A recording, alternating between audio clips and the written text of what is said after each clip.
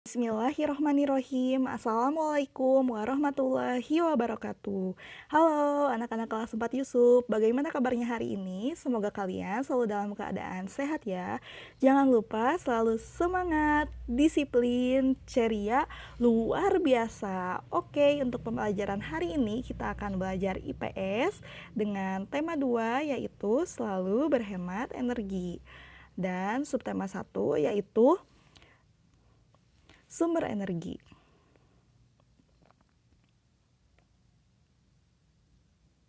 Sumber daya alam berdasarkan kondisi alam di Indonesia. Setiap daerah memiliki sumber daya alam yang berbeda. Hal tersebut disebabkan perbedaan kondisi alam yang berbeda pula. Berikut persebaran sumber daya alam di Indonesia. Yang pertama, ada Pulau Sumatera. Di daerah ini memiliki banyak pegunungan yang cocok ditanami kopi, lada, coklat, tembakau, karet, kelapa sawit, dan hasil tambang. Hasil tambangnya dapat berupa minyak bumi, batu bara, dan timah.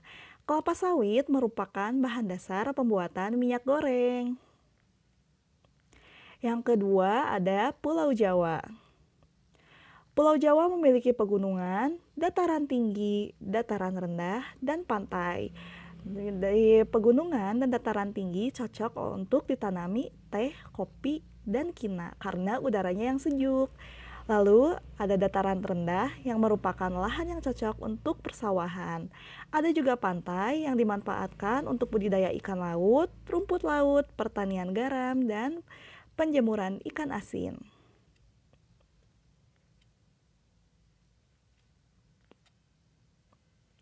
Lalu ada Karawang di Jawa Barat. Karawang terkenal sebagai lumbung padi karena memiliki lahan persawahan yang subur dan luas. Lalu kita lanjut ke Pulau Kalimantan.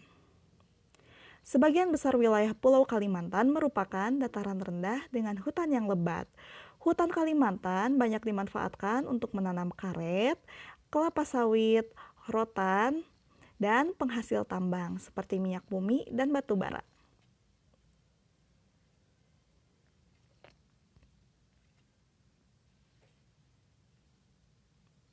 Lalu ada Pulau Sulawesi. Pulau Sulawesi menghasilkan sumber daya alam berupa pala dan jagung. Jagung sebagai bahan makanan, pala sebagai bahan bumbu masakan, dan barang tambang seperti aspal dapat dimanfaatkan untuk pembuatan jalan. Daerah di sepanjang pantai Sulawesi dimanfaatkan untuk perkebunan kelapa. Nah, batu bara ini bermanfaat sebagai bahan bakar cair pada industri produksi semen, baja, dan lain-lain. Lalu kita lanjut ke Papua. Sebagian besar wilayah Papua merupakan hutan konversi dan hutan lindung.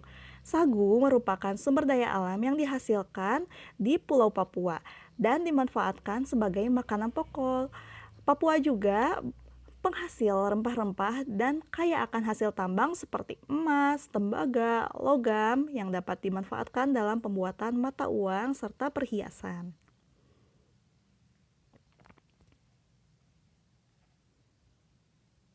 Pemanfaatan jagung dalam kehidupan sehari-hari.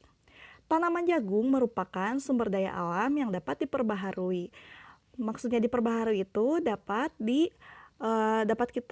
ada lagi ya.